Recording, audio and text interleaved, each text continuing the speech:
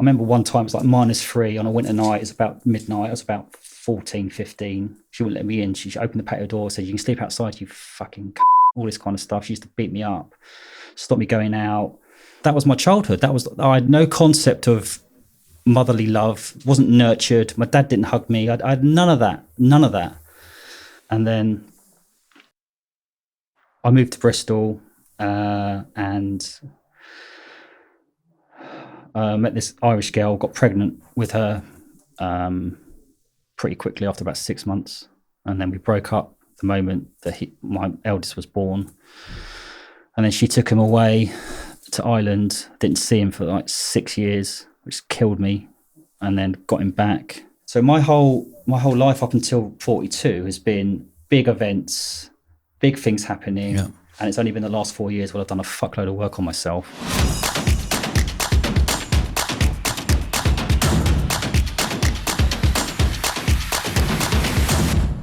Chris, welcome to the show, mate. Thank you for having me on. Looking forward to it. Cheers, Dodge. Yeah, mate. Really looking forward to this one. Let's roll all the way back. Where did you grow up and how did you end up selling your business for 25 million quid? Right, I'll go right back to my childhood then. So I was born in Slough, but I say West London. I was born in a caravan and quite a sort of poor upbringing in terms of financial stuff and all that kind of stuff. So my dad used to work on the railways. We was living in a caravan. He came home, he used to work all night on the railways. He came home middle of the night. I was half naked hanging out the caravan window. My brother was sick everywhere because he raided the fridge. He said, "Where's mummy?" We didn't know. She fucked off, left us there all night, abandoned us, and never saw us since. So she didn't turn up for the court case, and just left my dad with us two, me and my brother. I was 2, my brother was 3. My dad wasn't financially capable, emotionally capable, stable, able to kind of manage himself really, let alone 2 boys. So he just wasn't a very intimate father, and he didn't know what to do with it. So I was fostered for 4 years between the ages of 3 and 7. That gave me an idea of what family life was like a little bit. Then my dad took us back into a council flat, and I always used to remember he used to work on the railways, and then I'd get up at 5 o'clock in the morning, walk to his station, and then walk to school on my own. So my foster mum said I was always kind of like the parent of the family, even at like 3 or 4 years old. I had to kind of just fend for myself from a really early age, right? So I went to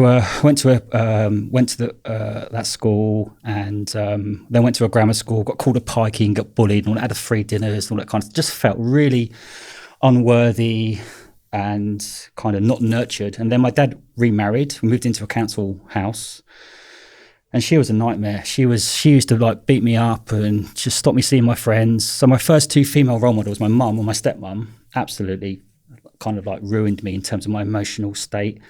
I felt very like vulnerable, unworthy, and kind of like I didn't know what to do with big groups of people or know how to build relationships. So I kind of battled through school. I didn't complete a full week in the last year at grammar school. Skied my dad's notes.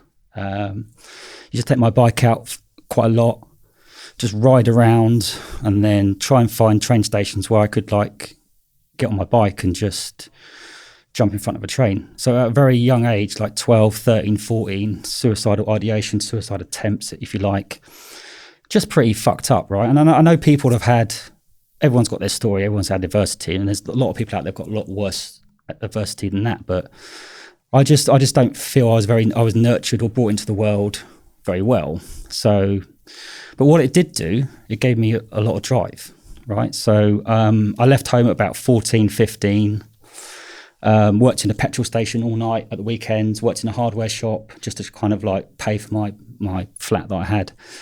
Got involved with different crowds of people and all that kind of stuff. And then joined a big recruiter called S3, one of the biggest recruiters out there, £1.4 billion business, 4,000 people in it across 60 offices in 20 countries. I walk in there like, ordinarily you'd think I'd have no chance in that environment. Very, very shy person.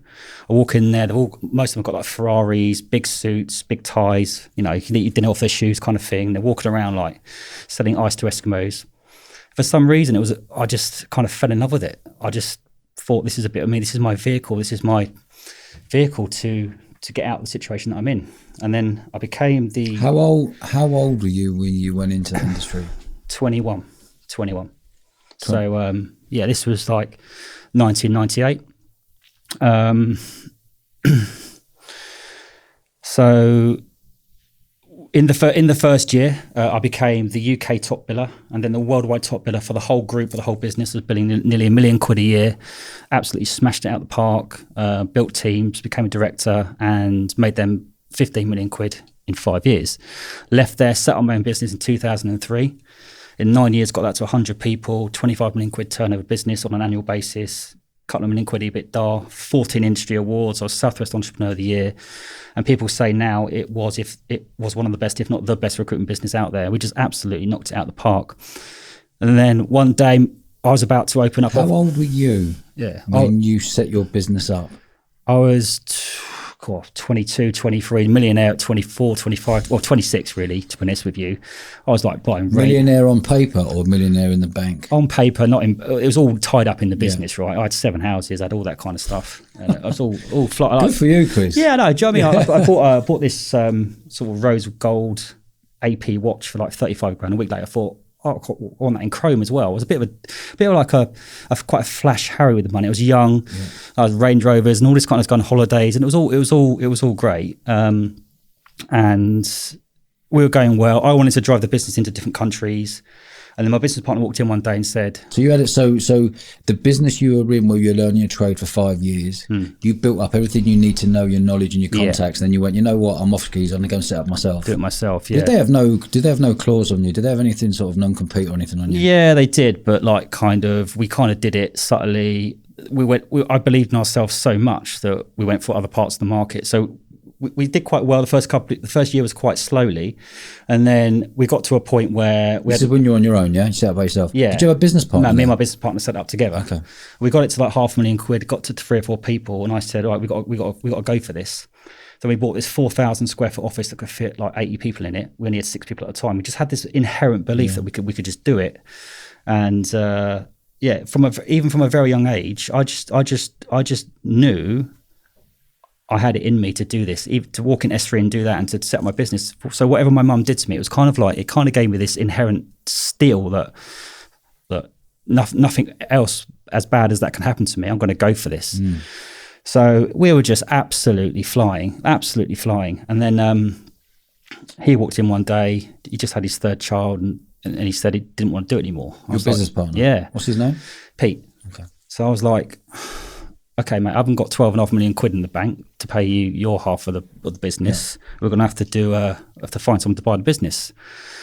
And we did the whole, getting your business fit for sale kind of thing. But before we even pull it out to market, we had like offers coming in. People, we were just a sort of the business. And then what was the name of the business? Timothy James. Okay. Yeah. And we got this offer that was really, really good. I accepted it. And then at the last minute, they pulled out. And then this other private equity firm came in, made a good offer, accepted it, did all the deal. Pete left straight away kind of thing. The first year was really good. And then the second year, it all went to pot. They kind of infiltrated my board. The culture was destroyed in terms of like, I was in the office looking at spreadsheets all day long. They were counting the coffee granules. I wanted to drive the business forward. The business was built on culture and belief and investment. Whereas they were looking at rightly so to a degree, but they were looking at the bottom line so much. But that's what private equity do. Yeah. And anyone out there listening, if you get private equity, they want their blood. Oh, mate. And you so just to break that down, within 5 years, how many full-time staff did you have? In 9 years, we put it from nothing to like 90 something staff. Wow. Yeah. In 9 years, this was? Yeah, 9 years, wow. yeah. And in the 9th year, you decided you wanted to sell out and get private equity on board to buy you out. Yeah. How long did they need to keep you on for? Well, the idea was that I would stay on for 3 to 5 years. I became the CEO. The whole reason was they would come on board. Pete left straight away. I would stay on, and then in 3 to 5 years, we'd get it from 25 million up to 100 million quid, and really go for it. That was the objective of doing it. But it all dismantled within 2 years. I then had to take them to court. It took 4 years to get them to the High Court. Within 2 weeks of getting 2 weeks to go to get them to the High Court, I ran out of money. I spent about 600 grand on fees. I was fucked financially. I was fucked mentally, because it's difficult to talk too much about it because I've signed an NDA, but I was engineered out of the business. And it transpired that that vehicle had done that to other people as well. And other people I know that have done it too. One of the guys that they did it to also actually committed suicide himself. So I was in this thicker things where I'm the CEO of this very successful business one day. I'm on honeymoon. I get an email and a phone call from the guy saying, you're banned from your business. You can't speak to any of your staff. You're suspended under gross misconduct charges, all trumped up gross misconduct charges. So gross misconduct charges for what? I had to fight it. They were talking about things like financial irregularity and all this kind of stuff. So I was in this situation where I had to defend myself against my business. I was doing loads of investigative work on it. I found out that this person had done it to 15 or 20 other people. What person is this? The person in charge of the private equity? Yeah. So he's done it to 15 other businesses? Yeah. Where he goes in there, wraps up the business, that's the modus and operandi. then pushes you out. Yeah. And gets the owner to the point where they have to accept. So I was at a point where I had to accept a really lowball offer that was nowhere near what the value of the business was because I had no choice. At that point, I lost all my houses. I got divorced, lost access to my children, lost my business, and I was all over the shop. What rough year was this? 2012, 2013. Okay. So, and when you done the deal with the private equity, what was the deal for? How much was the deal for? 25 million quid? Yeah, so I was a 50-50 shareholder. Yeah. They bought his 50% out. So they bought his 50%. Yeah. So they gave him 12 and a half. No, they gave him 6. I can't reveal how much he got. He got less than that because he went straight away. He didn't stay on. Okay. So his attitude is give me a lump and I'm off. Yeah. Okay. Which is fair enough. Yeah.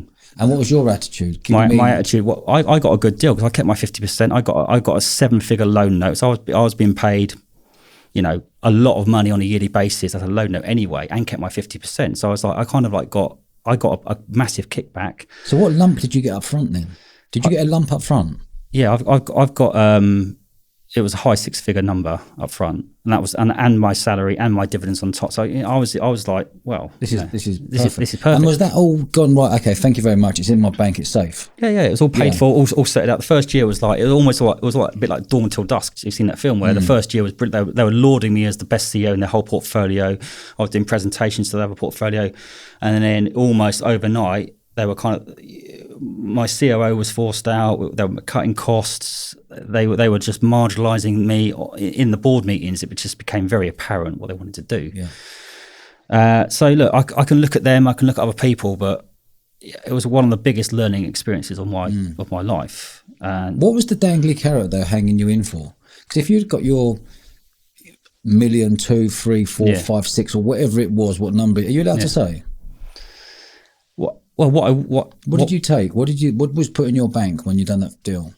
I can't say, but was it north of 5 mil? No, okay. Unfortunately not. Okay, but it should have been and would have been, and if we did what we said we was going to do, it would have been north of 10 mil. Yeah, okay. But so how come you didn't ask for X amount up front, guaranteed, and then the dangly carrot? If the business does well and I drive the business, and I get another 3, 4, 5 million. Well, I did. The first 2 years there was the loan note mechanism where I got that, but on year 2. They didn't want to pay it out. They didn't want to pay it out because of what they said was going on. So I was in a situation where, honestly, I had 3 different lawyers on it. You know how much it costs to send a letter, like talking like 500-600 quid to send one letter. And I was just going, and they were saying that they couldn't give me a cast iron. They said, look, he's banned to rights on it, but it's going to take you this long and cost you this amount of money to get there. Even when you get there, we can't guarantee it. So of course I had to persevere it. It wasn't just the money; it was the whole kind of like at the time, like. There was a lot of gossip and talk. People were just saying various things, and I learned a lot about who I thought were my friends and the people that I wanted to trust. And then when it all came out, everyone was kind of coming back. So I walked out the family home with 2 bin bags. I was sleeping on mates' sofas, on Airbnbs. I just didn't. It was one of the darkest, if not the darkest, moment in my life. I'm through it now, but I mean, I was doing things like. I was going to write. I had a journalist. I was going to write letters to the News of the World because I had loads of heat and shit on this guy that I knew was true. And it was one of those dark thoughts of how can I get him I need a bargaining chip here. How can I get him to say, I'm going to pay you what you deserve? And at the last minute, I pulled out on that. I just kind of just rolled over and accepted what I had to accept because I didn't think I had a choice. What's the name of the fellow who did that? He's an ex-dragon. You're joking me? No. One of the Dragon's Den? Yeah, an ex-dragon, yeah. Wow. So everyone in the country will know him? Well, I mean, as I say, I can't say his name. Say much more than that. Yeah. And, you know, it's not necessarily right for me to speak much more about some of the other stuff that happened, but it's not uncommon knowledge because it's publicised that they came into my business, and that's what happened. It's publicised. And what was the private equity firm called? Hamilton Bradshaw. Okay. So your experience of building a business up for 9 years, private equity coming in with a big dangly carrot, you getting all excited, going, "I'm done for life now," to turn into a nightmare. Yeah, yeah. And it's something that I've had to contend with and deal with, and it took me probably 4 years to even get out of my own bed. You know, I was depressed, I was down, all that kind of stuff. And then what I did do, about 4 years, it's only about 4 years. How old were you at that time when you done the deal? When I done the deal, 32, 33. How old are you today? 46. 46, so yeah. You were 32. 33, 30, something like that, yeah. Okay. About 12 years ago, yeah. And did they give you, when you come into the business, said, right, we're going to give you X amount of fund, and then we want you to work on and carry on as an earn out for the next 3 years to build the business, then you can have your other 50%. And then we'll sell it together and walk away, yeah. Yeah, that was the idea. What was the moment, like, you seem like a clued up lad, like, what was the moment when you knew something quite wasn't right with this private equity and recruitment company? Well, I think that because the initial deal that was struck was so good, and under no circumstances did I think they'd do what they do. So I had some doubts pretty early on, but because of the track record of who he was and who they are, you know, you kind of think that their modus operandi would be to build and scale and sell for the. I didn't think for 1 minute they'd do what they'd have to do. So that, you know, I got to look at myself. I got to take accountability for it. It wasn't the best decision of my life, but what wasn't? You know, doing a private equity deal with those people, because on reflection, you know, it didn't work out so well. But I can sit here and look at myself and blame myself. It's not going to do me any good. It's one of those things. And what it has done is brought me a different lease of life, a different viewpoint on life. I came back onto LinkedIn, told my story in a very vulnerable way, and I've built a brand new business. That person's massive on LinkedIn, by the way. Yeah, he's quite big everywhere, isn't he? Yeah. You know, he is what he is. Did you ever clash with him before any of this come out? You said you were on your honeymoon, that they sent an email so they want you out. There must have been some trigger points where you go, you know what, me and him don't actually like each other, but I've got to play cool and be nice to him because he's going to give me a nice bit of wedge at the end of the 3 years. Yeah, as I say, it was very clever how it was done. The first 6, 9, 12 months were very kind of like, you're my pal, you're my man kind of thing. Let's go. And then it gradually they just turned the screw. They just did things that were just kind of like, oh, for fuck's sake, we've got to go through that again. Or, you know, we want to hire somebody, we've got to ask 6 different people and get it signed off. And it looks like everything just became difficult and hard. And it was like, and the justification for not doing stuff wasn't in any way justified, but you kind of had to pick your battles with it. And as you can imagine, in that situation, it took me 9 years to build it. In 9 months, it was dismantled. So the stress level was really, really high.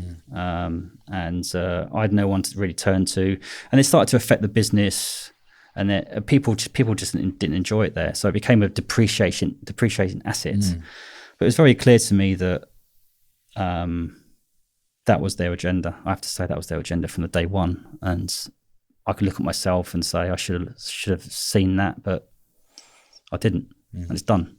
So you got to move on. You got to dust yourself on. Sometimes these things happen for a reason, and you know, am I over it? I think I'm over it, but I think that I've got no resentment towards him. If I saw him, like, have you seen him since? No, but I'm now kind of an NED in the sector. I'm going to different award ceremonies. I'm going to bump into him at some point. Yeah. And you can imagine in a situation, I've gone through situations where if I did see him again, I'd I'd want to like do something to him. Then I thought, what's the point? Do you know what I mean? So, that's it. It's not an easy one to deal with, but I mean, to lose that sort of money, that sort of to happen in such a public way. But I'm proud of myself how I've bounced back and what I've done, and I've used that experience. I've been open about it. I've on LinkedIn. I've got quite a few followers on there. And I told my story. I think their objective was to put me in a position where I couldn't be able to come back. I couldn't talk about it because not many people can come back from these kind of things, right? It's not an easy thing to come back from. But I'd prefer to be myself now. If anything, I was the CEO. I was running around doing all my stuff, and I did things that I shouldn't have done as well. But I'm happier now than what I was then, because it was all about the next office, 5 million, 10 million, 15 million. Every time I got there, I wasn't happy. It was like a bit of an anti-climax, So don't get me wrong, money's important, but it's not the be-all and end-all. What you think about it? It's your baby. It's your baby. You built for nine whole years. You built your team around you. You built amazing people around you. You brought in the best people. You're flying high. All of a sudden, you're going, right, let's take some cash out of this. And then they come in, and like most PE out there, private equity will go, get rid, cut it off. What's the bottom line saying? Make it tighter, so we can flip it on in a few years' time. There must have been something. I'm a firm believer there's two sides to every story. There's actually three sides to every story. Yeah. There must be something that you look back at and go, you know what? I made a mistake there, or I can see why they were pissed off at me. Obviously, I've asked myself this question about 1,000 times. I was the driving force of the business. I was the character. I was the person that would motivate the team. But I got very close to the team as well. Too close in many cases. I spent too much money. I was very frivolous with my money. I had relationships with people in work I shouldn't have relationships with. So that didn't help situation there. So I look back and I thought, having that amount of money at mid-20s, early 20s, it was a bit of a kingdom for me where I could earn lots of money, be a bit of a celebrity in my own right in that sector, and kind of I took it too far on many occasions. I shouldn't have done what I'd done. So there's a massive accountability piece for me as well. But people can judge whether I should have lost the business because of that. That's up to them. But if anything, it's probably a good thing it happened because I'm a different person now. So I made massive mistakes. The stuff I shouldn't have done. But then I think this was 10, 12 years ago. I think nowadays having relationships with your colleagues isn't as frowned upon as it was then. I don't know. I'm not trying to justify it, but I made the most of my power. I'll be honest about that. And I probably abused my own power. So there's a huge element of this that I take accountability for as well. Did you find that your ego became really big with a lot of money? Oh, massive, mate. I thought I was unstoppable. I acted sometimes like I was unstoppable. Go out on a night out, spend 10, 12 grand because I could, 3 different Range Rovers, spend 16 grand on a 3-night stay in Sardinia. All these, I'm not showing off. These are just at the time I thought I was, I just, at no point did I think what would happen. So to knock me off the pedestal was probably a good thing. But I also defy other people in that situation. Considering my background, I'm not using that as a justification, but for me, it was just like, I almost felt a sense I deserved this. I deserved to be like, this kind of rich kid with all these trappings around him, but it did trap me, and it did. At the end, it was my downfall. So, and I think they smelt that. They smelt the blood. They kind of looked at me and thought, "Hang on a second, this guy is great. Otherwise, he wouldn't invest in the business." But also, he's a bit young, he's a bit naive. What can we get him on? If I make a couple of mistakes, they can use that to their advantage, which is what they did, and capitalize on it. And kind of like, and they saw it. So. I learned the hard way. They kind of homed in on you, didn't they? Yeah, like vultures. They could see that. They also did it very well, where some of the existing people, when I was away on honeymoon, they interviewed all my own people, and tried to create this fabrication of this is what's going to happen. You need to be very careful, and so I came back to this kind of shitstorm, and it was just, you can imagine. I didn't just lose my business; I lost my integrity. I lost my purpose. I lost the trust of everyone around me. I was exposed in this goldfish bowl. It was like, wow, and it wasn't an easy one to get through, to be honest. Do you think any, like, the team that you built then would look back, and how would they describe you, do you reckon? Most of them are still friends of mine. At your peak, though, when you were at your peak party and buying Flash Harry, buying this, flying here, giving it large, power. Yeah. Sometimes other people can get resentment by that. Yeah. Some people are like, we need to knock him off. Who do you think he is? Totally. Did you find that? I think that I can't speak for them. I'm not in their minds, but I think a lot of people liked it. They thought it was great. That was inspirational. I'm sure a lot of people thought, what fucking nonce as well, running around like that. And there were people definitely that resented that. But in the culture that I was in, it's different now. It was kind of like, it was the done thing to work hard, play hard, get the money, do your thing. And I kick the fuck out of that. I really pushed that quite hard, and I don't. There's things that I don't necessarily regret, because you only live once, and yeah, without a doubt, there's resentment. Even Mother Teresa gets fucking bad press. You can be the nicest guy, the straight-laced guy, or you can be the maverick guy. I just think at that time that was me. But if I knew then what I knew now, it would be a different story. But everyone says that, don't they? Is there any regrets you've got for any of your actions that you actually did while you were working with Hamilton at the time? Yeah, there's quite a few, I'd say. Where did we start? Yeah, how long you got? Fucking hell. Yeah, I had a couple of relationships with colleagues in work that I shouldn't have had, and ultimately that didn't help with my credibility, let's be honest. So that is probably something I shouldn't have done, and I regret. Doing the deal with them in the first place is something I look back on and think wasn't the best decision of my life. But then I also flip that on its head and go, if I wasn't that kind of, let's just get this fucking done, let's get that big office, let's get the 10 people in that we can't afford, let's do that, we wouldn't have been in the position we've been in. So I think that I'd prefer to regret something I've done than something I haven't done. So I look back at myself and think, hang on a second, what's happened to you, mate? You're fucking 24, 25, you built a 25 million quid business.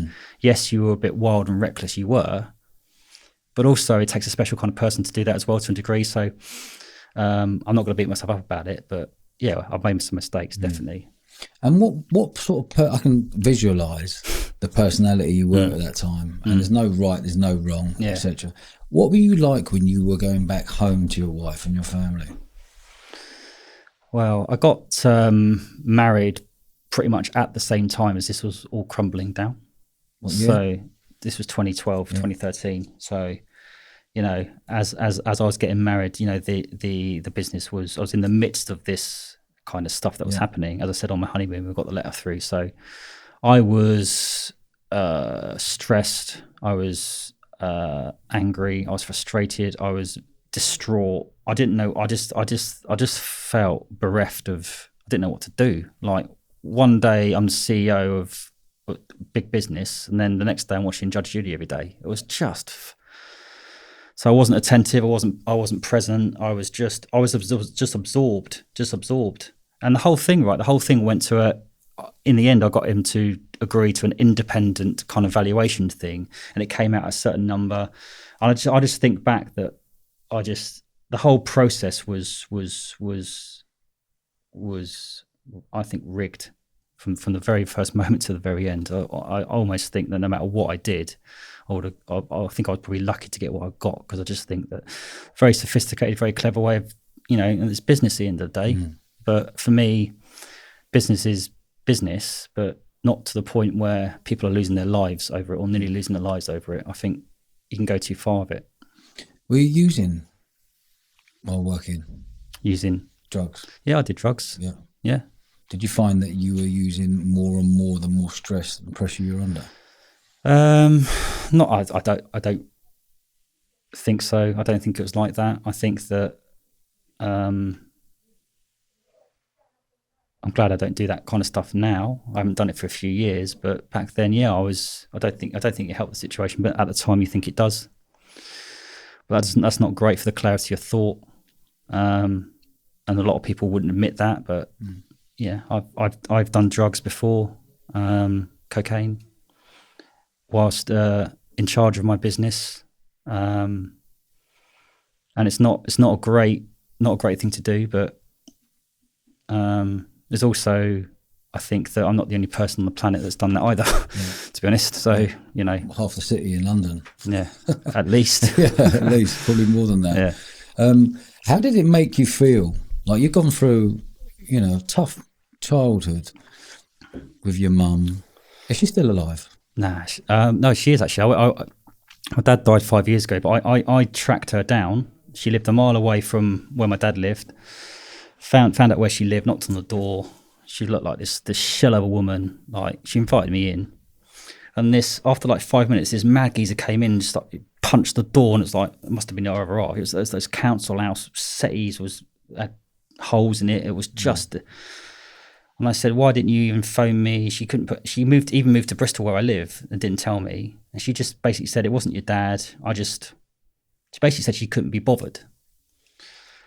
And I was like, she told me she's got 4 or 5 other children. So I've got 4 or 5 other brothers and sisters I didn't even know about. She just basically said that she didn't want to be with my dad anymore. And I found out that when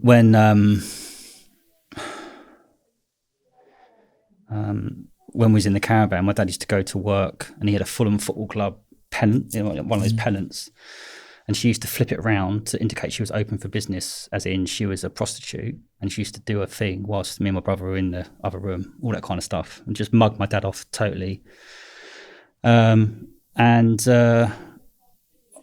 left there after about an hour trying to chat to her, didn't hug me, didn't ask my number, and that was it. So for me, I didn't need any closure, but it was just like, fucking hell, to be dumped, abandoned by your mum, and then to give her another chance like 20 years later and she's still the same. It was like, so it did affect my relationships. I attracted the wrong women in my life. I attracted the women that saw my vulnerability and took me for a ride and all this kind of stuff. But now I'm accountable for that as well. So it really, the whole thing really messed me up, really, you know. And my dad as well, when he remarried, she had ME and also had a learning disability. She had like a what do you call it, a mental age of about, I'd say probably about 10, 11 or 12. My dad had multiple sclerosis. She wouldn't do any of the housework at all. So my friends would phone up and say, where's Chris? And she'd go, he's doing the fucking hoovering, and slam the phone down. I used to go out at night. She used to bolt the door from the inside. It was like, I remember one time it was like -3 on a winter night. It was about midnight. I was about 14, 15. She wouldn't let me in. She opened the patio door, said, you can sleep outside, you fucking cunt, all this kind of stuff. She used to beat me up, stop me going out. I used to do all the cooking and cleaning with my brother. She didn't do anything. She just sat there, watched TV all day. It was kind of like, so my whole childhood, not trying to be like, I feel like I'm just like laying it on thick now, but that was my childhood. I had no concept of motherly love, wasn't nurtured. My dad didn't hug me. I had none of that. You know, and then I moved to Bristol and met this Irish girl, got pregnant with her pretty quickly after about 6 months. And then we broke up the moment that my eldest was born. And then she took him away to Ireland. Didn't see him for like 6 years, which killed me. And then got him back. And then he went away again. So the parental alienation thing. So my whole life up until pretty much, I'm 46 now, up until 42 has been big events, big things happening.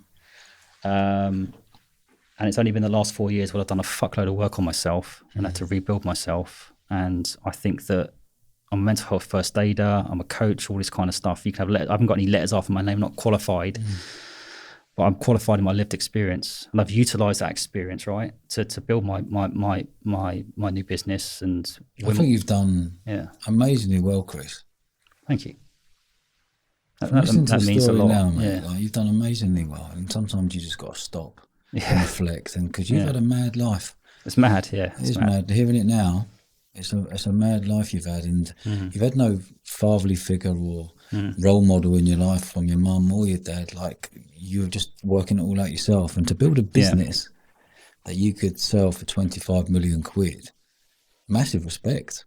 Thank you, mate. Yeah, it's only been the last kind of couple of years where I thought, actually, that was quite good. Yeah, really good. But it means you can go and do it again. Yeah. But you won't make the mistakes because you didn't have a role model. No. You wasn't brought up with money. You were brought up in a caravan, seeing stuff kids shouldn't see. Not having anyone there to grab you and give you a hug and come here, son, or whatever. Yeah. Literally, I had none of that. And I've got my eldest now is 22, I don't see, but I've got two beautiful boys, they're 6 and 9. I see them every other weekend, every Wednesday. And I adore them to bits. And it's almost like I've been taught how not to parent in a way. It's probably one of the best lessons I had. Yeah. So I don't want to give them any inkling of what that was like. And I kind of like, so. Did your mum, when you went back to see your mum, did your mum know how successful you were? I tried to explain what I did. She couldn't fucking spell recruitment. Do you know what I mean? She doesn't. It's like talking to someone who's like, she looked like a ghost, mate. White skin, really white, and I think she was like high on weed or whatever that day. She was just going back to recruitment. Just explain to me what recruitment is. How you earn your money in recruitment. Explain to the listeners so we know that you go and find people jobs for 100 G's, 100 grand. What cut do you take of that money? How does it all work? Well, it's usually in the region of 20-25%. And of that person's salary? Yeah. On a one-off hit? Yeah. Yeah, because there's a misconception, right? People think it's just matching a CV to a job description. If it was that easy, every Tom, Dick and Harry would be doing it, right? Yeah. It's about really understanding what the client wants from a technical perspective, also behaviours and attitude, and going away, doing a proper search, sophisticated search, interviewing as many people as you can as quickly as possible, and delivering that candidate who is committed to that role, isn't going to take anything out. There's just so many different stages, the time it takes to find that hire.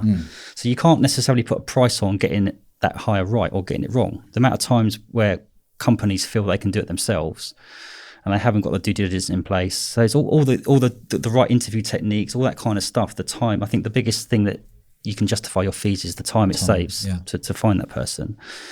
And the candidate, of course, doesn't charge you anything, but they're the ones that can at the 6th interview, when they've told you they're going to take it 100 grand all the way, can't wait, and then the 11th hour say, oh sorry, I've taken something else. They can change their mind. So it's there's many facets to it. I can see how you can scale that kind of business quite quickly, because you're thinking, right, you're going to find someone 100 grand job, you get 25 G's. Yeah. You can employ a new member of staff, as long as they're getting one sale or two sales each year to cover themselves, and then away you go. Yeah, there's also contract as well. So we on that big business that I built, 70% of it was contract. So what that means is that we had about 200 or 300 contractors working for us. Once they running for 6, 9, 12 months, you don't even have to turn up. You get money whilst you sleep as well. Whereas the perm side it's a bit kind of like you got to climb the icy mountain every day. You know, you got to keep doing it. You got to keep doing it. What's the difference? So permanent, like 25 grand out of the 100 grand. Yeah. What's the other one? It's still 25%, but you might pay a contractor, I don't know, 500 quid a day and charge the client 700 quid a day. Okay. So every day's day you get 200 quid. Okay. That can last for how long?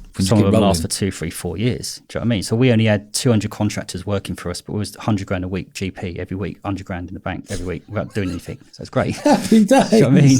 Wow. Yeah, and that's how you do it, right? Wow. And a lot of people are doing that. You know, all these online courses where people subscribe, all these subscription things. So that was why our business was really good, because we knew we had, like, if we didn't turn up for 2 years, we'd have X amount of money coming in. So we could go, actually, let's go and get 12 more people. And I think if I'd give any advice, it was, you know, try and get that contract book running. And then what about the journey of growing from you, Pete, your partner, and getting up to 100 staff? How long did it take you how many years did it take you to break the back of this business model? Well, mate, so it started out like we're like trying to look at the logo and all this kind of, it's sort of like, well, whatever, let's just get on with it. So what was Pete bringing to the table? Because you're obviously the go-getter, it seems to me. Yeah. Well, Pete was like it was a bit like yin and yang really, because Pete had loads of perm experience, I had loads of contract experience, so that helped. I was the biller, so at the start it was like me doing most of the billing, but he was good with setting up the operations, the accounts, and the formation of that, and it was a good kind of thing, because I think we needed both aspects of it. Because if he had two of me, it'd be a nightmare. Fuck knows. If he had two of him, it probably wouldn't have gone as fast. Two entrepreneurs don't no. So he was setting up the infrastructure. Making the operation side work, and you were the go-getter. Yeah, and it was brilliant at the start. It was amazing. We got on really well, and but as the business grew, I think that objectives changed. It's like having a marriage. You have ups and downs, and sometimes you get to a point where you feel it's best to go separate ways. And I think that we couldn't have done it without each other. Let's put it that way. And we had our trials and tribulations. We had our luck as well. At one time, a client paid us 30 grand twice. If they didn't pay us that twice by mistake, we wouldn't be able to pay the staff. We had stuff like that. We had times when without Pete, the business wouldn't have been really successful. And there's times without me, he would have said the same thing. But also there's times where we infuriated each other, like most businesses. Was Pete a party boy? Yeah, he was. Yeah, he was. Yeah, as much as you. Well, I think it's difficult to quantify. I think it's probably a subjective, objective one. That one. In your view, seems like you're a spender. You like the high life, the clubs, the vodka. Back then I did. Yeah, vodka bottles turned VIP. And so did he, but I was often last man standing. Let's put it that way. We know many of them. Yeah. But like now, I look at a beer and I fall over. Do you know what I mean? I can't do it anymore. So things have changed. When you were spending on the card in your business, were you whacking on the card, business card? Yeah, just like So there must have been a point where your business partners were like, "Can you stop spending as much?" Did your spending get out of control a little bit? No, we were both kind of like similar in that regard. Like we went to Vegas and then managed to get ringside seats for the Ricky Hatton fight, sitting behind Beckham and Jolie and all that. Like we spent stupid. We both like it because we both enjoyed that aspect of it. I was probably a little bit less frugal than him, shall we say? There we go. We got to it, Chris. Yeah, but I think that I'm not going to hide that, but also I took that into the business as well, where he had the caution. Sometimes that caution was needed. Sometimes no, mate. Let's get this person in, and it kind of balanced out. It kind of worked. So how many years did it take you to break the back? Out of those 9 years, was it year 3? Yeah, I think so. Year 4? Yeah, we moved. We had a small office in, and then we moved a 2-person office to a 4-person office, and then we had like 5 or 6 people. And as I said, we had a few contractors in there.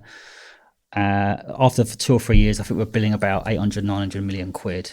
And we just saw this office, and I said, let's just go for it. So it was about 3 years, and then the big ticket was, I think we hired this girl to head up our public sector team, and within 18 months of her coming in, we kind of went from like 2 million up to like 9 million really quickly, and then we just blew up. And so we won 3 Virgin Fast Track 100 awards in a row. So lunch at Richard Branson South 3 times in a row. So again, you had lunch with Richard Branson. Yeah, 3 times. Yeah, it's the Sunday Times Virgin Fast Track 100. We're top 100 fastest growing companies 3 times in a row, which is get it once is great. Get it 3 in a row. Absolutely, yeah. And then, mate, I'll just hold that there. Massive respect. Thank you, mate. Yeah, I'm pleased with that. Yeah, let's not just fluff over that one. No. That's mega. Yeah, and then 3 3-star best companies awards in a row for our culture. We're the 2nd best company to work for in Europe. We had all these awards, and it was just like, it was one of the best recruitment businesses of its time, and people still say that. People still say that what we did, our culture and how we did it, was just a process. Was just good. And I think and Pete's as well, but my infectious kind of like, there was no horizon, there was no limit. So what I'm talking about, you were driven. I was like, so I think whilst people can look at me and go, oh, he was like that, but I think you need to have that. A good entrepreneur's got this insatiable hunger to go. Obsession. There's no fucking limit. Do you know what I mean? So tell me, you just mentioned there between 2 and 9 mil. Is that turnover of their salaries including that, or is that just turnover the money you're bringing into the business? No, it's actual revenue. So like on perm, we probably were doing about 2 or 3 million quid, which is just normal revenue. So that's 2 or 3 million quid that's coming into your bank for your commission. Yeah. Okay. Yeah. And then we had turnover of about 25 million on top of that, which is the contract revenue. Because if you think about it, some of our contract runners were paid like $1,000 a day. So it's $5,000 a week, 20 grand a month for one contractor, and you're charging the client 25 grand a month. It racks up quite a lot. Yeah, okay. So the actual GP was about 8 or 9 million, but the turnover, the revenue every year was 25 million quid. Yeah. So we were flush in that regard. And we went to the Monaco Grand Prix, which is awesome. Great, all that kind of stuff. Yeah. So I wouldn't change that for the world, and. It was. We enjoyed it. We looked after our people. A few of our people were driving Aston Martins, all that kind of stuff. So, but it got to a point where, I wanted to take it on to 200, 300, 400 people, but I think I did the best I could in the situation. Maybe it came to a conclusion at the right time for me personally. I don't know. I'm about to say that. Do you think there's a godsend that it all came to a head like that? Obviously, it's not the perfect scenario for you to pay out and fighting with the Dragons Den and fighting with this team, and you were getting squeezed out and pushed out every angle, and they're probably getting the people who were your people who you brought on board. They're having quiet words with them to say, do this, we don't want him in the business anymore. Yeah. Is it because they thought you were a liability? Who? What, the private equity firm? Yeah. I think it was a mixture of probably thinking that, although they wouldn't have done a deal in the first place, I don't think, if I was that much of a liability. But did they know what you were like, do you think, before you come on board? Probably. I think they portrayed that, and they jumped on that, whereas I think the right private equity partner would have harnessed that and utilised that. So I think, as I say, they kind of... They could have gone the other way with it, but if you think about the business when I was gone, even when I was gone and I finally exited that business, there was still 2, 3, 4 years of ongoing recurring revenue. Yeah. So they were fucking quids in. Yeah. So I think they irrespective, I could have been the best CEO or what I was like. I just thought they looked at the whole thing and thought, if this guy wasn't here, it wouldn't be where it was today, number one, because you built a great business. Yeah, but if that guy's not here, what's the worst? And we don't do another deal in the business for another 2 years. We've still got probably recurring revenue of 10, 15, 20 million anyway. So, what salary did they put you on? Well, I was earning about £500,000 a year, give or take. Quality. Yeah. Happy days. Yeah, it was all right. So you knew what your monthlies were. You knew everything was fine. Yeah, I was. Yeah, but then to have that and then to have nothing was just... If you could wave a magic wand right now and I got that dragon in, it's like Beatles about, he's round the corner. Yeah. If I got him in now and we sat down, what would you say to him? Do you know what? That's a really good question. I'd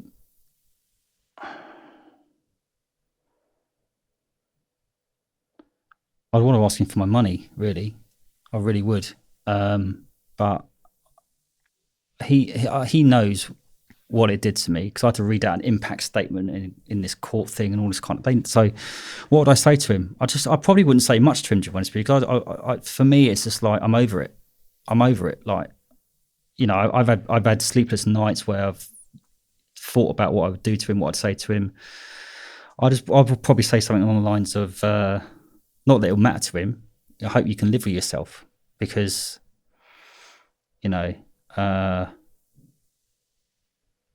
but it's almost a futile conversation, because I think people like that, they don't necessarily care, because they wouldn't do what they do or what they've done. So, some people would probably think, why don't you go and lynch him and do all this kind of stuff? And it's like, no, it's not for me, it's just like, good luck to him, mate. I'll probably just I'd even probably shake his hand, just like, not in a way, like, just think, there's no satisfaction, in a way, he's in a funny sort of way, he's done me a favor. It's a gift.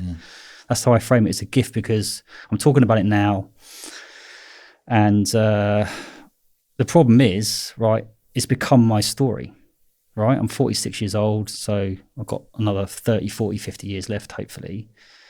And I don't want this to become the story for the rest of my life. But it's one of those where, like, if you don't talk about it, eat away at you. It's going to eat away at you. And hopefully it will help other people. Hopefully people will look at this and they'll judge me for whatever, but it's almost like I'm a real life example that you can have everything, lose everything, and still come back in a certain way. I'm not saying I'm perfect. I've got a lot of work to do, but I'm quite proud of myself, how I've come back, how I'm showing up. Mate, you're a fighter.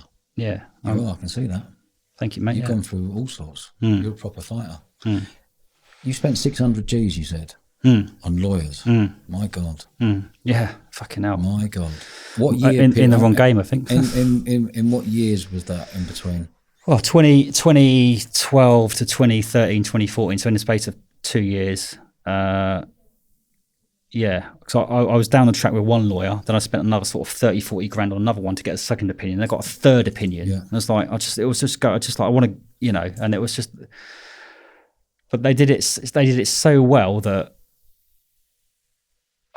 it was almost, I had to answer different questions, let alone the valuation of the business. And they almost said, well, the valuation of the business has got to be much lower because of what's happened and all this kind of stuff. It was kind of like they had me every which way I could take it. They had me.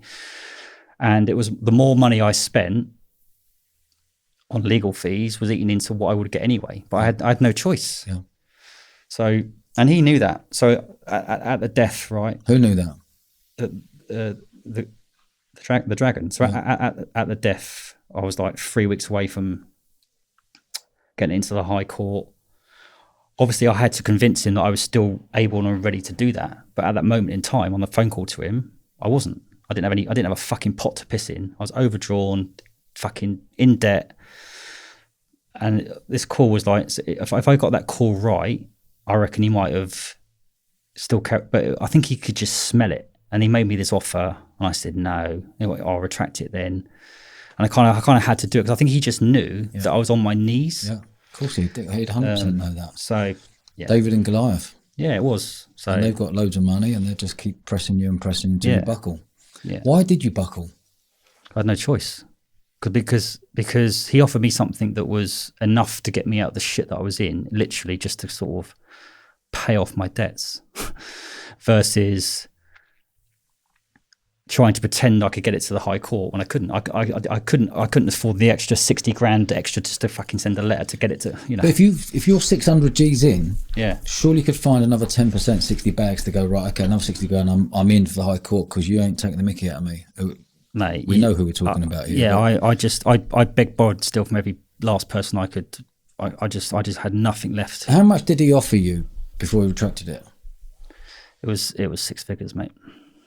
And you're like, out of principle, I'm saying no. Yeah, I'd say no. But then in the end, I had to take that 6 figure sum when it should have been anything from 3 to 15 million quid. Oh. Probably somewhere in the middle. It should have been easily. But yeah, it's not all about the money, is it? No. I certainly hope though. Yeah, not so. Don't get me wrong. Between 3 and 5 mil, that would definitely be a nice little earner. Yeah. What? I'm not too sure how I would react. I've been in court cases before, so I understand what you're going through. And I had a David and Goliath one as well. Yeah, I personally followed it through. Oh, right. So you was on your knees as well, were you? Or? I wasn't on my knees, no, but it was a lot of pressure. Yeah, there was a lot of pressure, and a big company feel like that. Just you're the little and but they were messing with the wrong person with me because I'm. I know. Dog with a slipper, maybe. I'm sure you are. You ain't doing me over. I don't care what it takes. I do have that. Sorry to interrupt you. I do have that regret where I think actually I could have fucking just tried a bit harder on it at the end, but it's one of them. What sort of mental state were you in when all this was going on? Were you wanting to just sack it all off? I want relief. How did you feel when it all happened, when it finished? Numb. It's absolutely numb because there was a little bit of relief that it was over, but I just felt like, how can I come back from this? You know, I spent all my life building up that business, and then I've basically walked away with less than F all because of what I've spent on legal fees. So actually, I've got nothing to show for it, and also all the judging, perception, all the exposure of it. you know, how can I even get another job in the industry, let alone start a business in the industry? People are not going to take me seriously, but you magnify things in your head when that happens, don't you?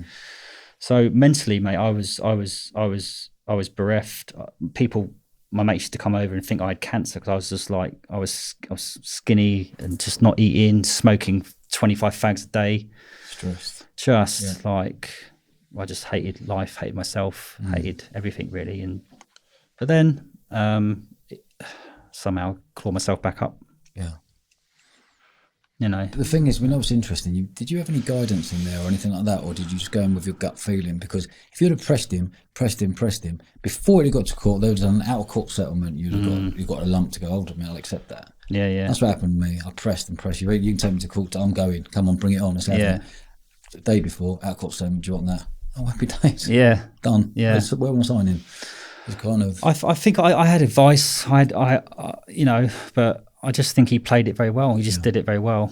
I'm not the first person it's happened to. Do you know other companies he's done this to? Yes. I can't say much more than that, but yeah, 100% I do. Yeah, I factually know exactly what's happened with them and the dire consequences of what's happened to the owners of those businesses as well. It's been tragic. You know, example, one of about 20 different people this happened to, where, because as you can imagine, during that process, what I needed was cohorts or people that would help me against him. Yeah. So I was doing all the investigations around other businesses that they had partnered with, got through to the CEOs. More often than not, Chris, I know what you're talking about. I know I've been through exactly the same thing, mate. I'd love to help you, but I can't. I've signed an NDA and just slammed the fucking phone down. About 5 of them. Like, I was like, fuck. You know, they're all been paid out stuff they didn't want to be paid out on, but had an NDA that they couldn't say any more than that. So they were paid to keep stum. That's my assumption. Wow. Are you involved in the industry today? Yeah. You are. Does it give you pride, like knowing what you know and what you're speaking about now, that one day you feel like you're going to get your own back? I've already got my own back, mate. Yeah.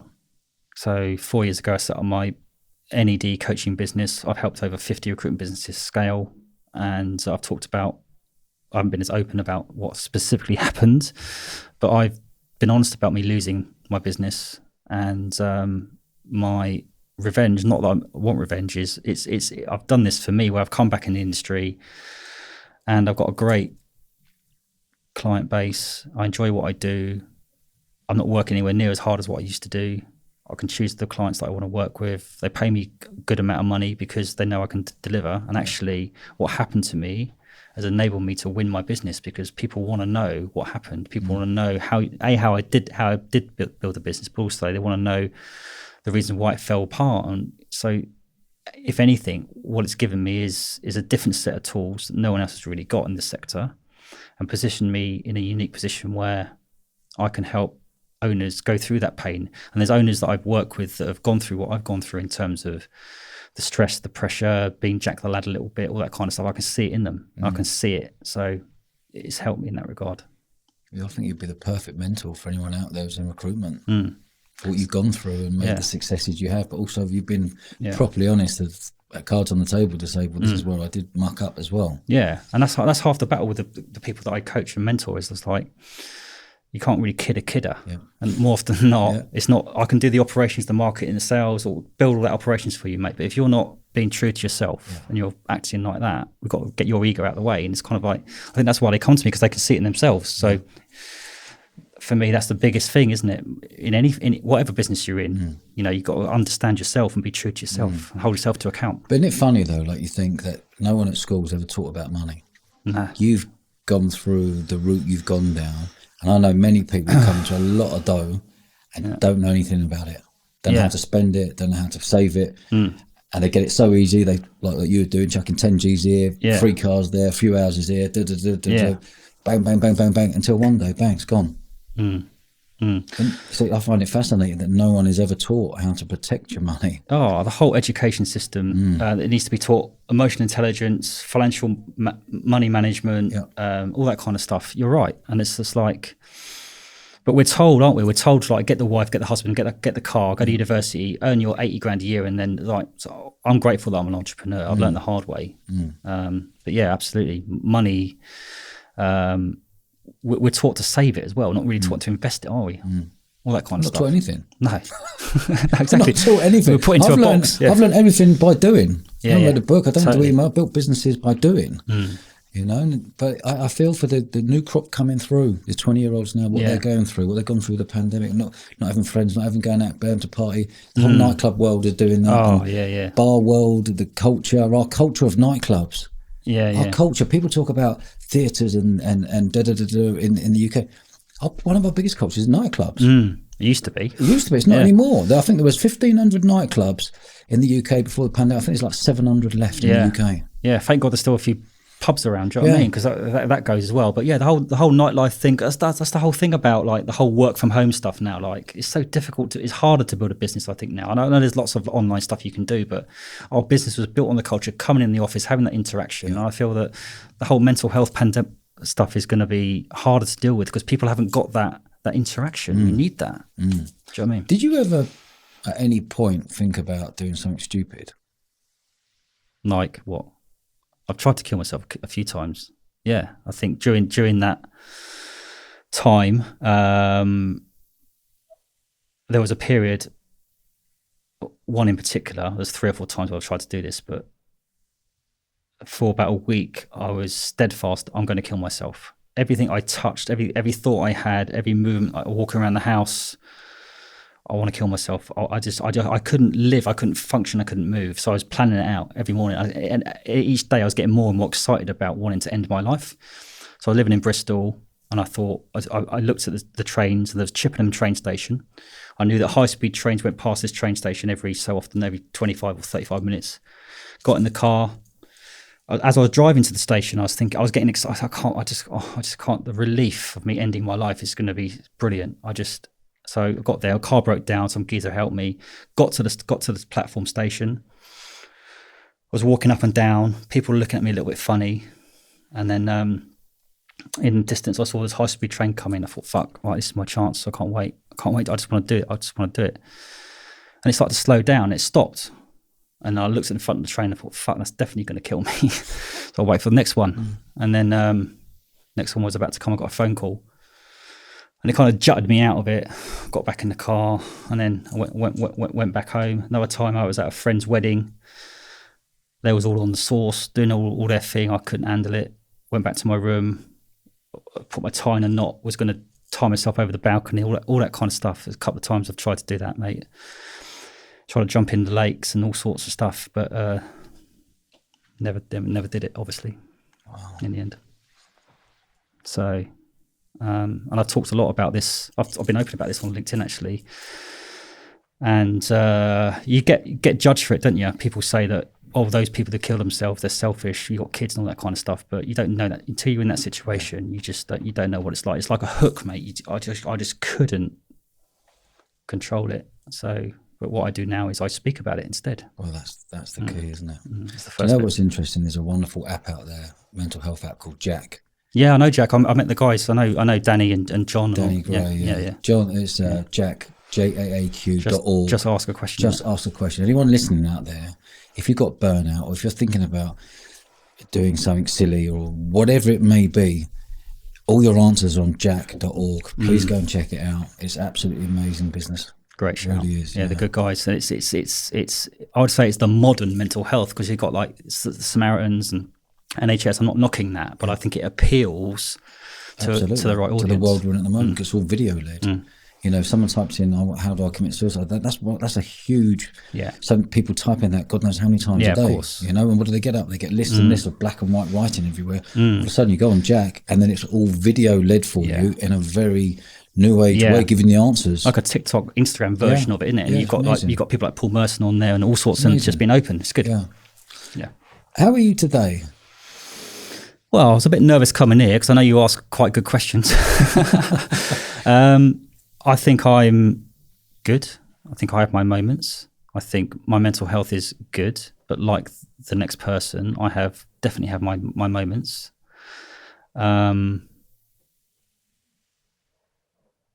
I think that I used to always say that you don't need anyone to make you happy.